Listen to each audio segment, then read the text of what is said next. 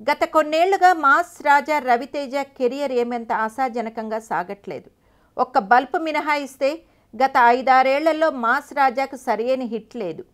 అయితే హిట్లు ఫ్లాప్లతో సంబంధం లేకుండా ఒకప్పుడు వరుసగా సినిమాలైనా చేస్తుండేవాడు.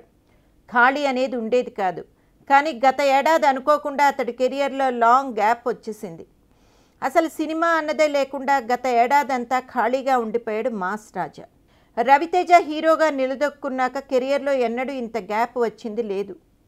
దాదాపు 2 ఏళ్ల పాటు రవితేజ సినిమా రిలీజే లేకపోవడంతో జనాలతో డిస్కనెక్ట్ అయిపోయి అతడి ఫాలోయింగ్ బాగా దెబ్బతినేసే పరిస్థితి వచ్చేసింది. ఇలాంటి సమయంలో వ్యక్తిగత జీవితంలో వరుస వివాదాలు అతన్ని మరింత వెనక్కి లాగేస్తున్నాయి. తన తమ్ముడు భరత్ చనిపోతే కడసారి చూపుకు కూడా వెళ్ళకపోవడం, అంత్యక్రియలకు కూడా హాజరు కాకపోవడంపై రవితేజ తీవ్ర విమర్శలు ఎదుర్కోవాల్సి వచ్చింది. దీనిపై అతను ఎంత వివరణ ఇచ్చుకున్నా అది కన్విన్సింగ్గా అనిపించలేదు జనాలకు. మీడియా వాళ్ళ ప్రశ్నలకు సమాధానాలు చెప్పలేక ఉన్నట్టుండి అతను ఎస్కేప్ అవ్వడం సోషల్ మీడియాలో మరింత చర్చనీయాంశమైంది. రవితేజ ఇమేజ్ను ఆ పరిణామం మరింత డ్యామేజ్ చేసింది.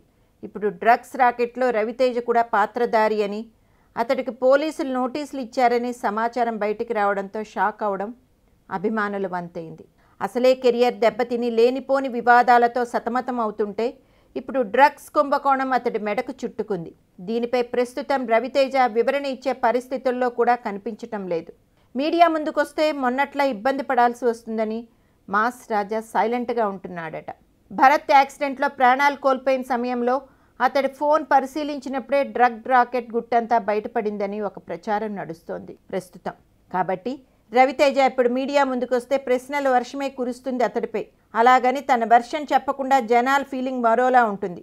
ఈ నేపథ్యంలో మాస్ రాజా ఉక్కిరిబిక్కిరి అవుతున్నాడని, తీవ్ర ఒత్తిడిని ఎదుర్కొంటున్నాడని అతడి సన్నిహితులు చెబుతున్నారు.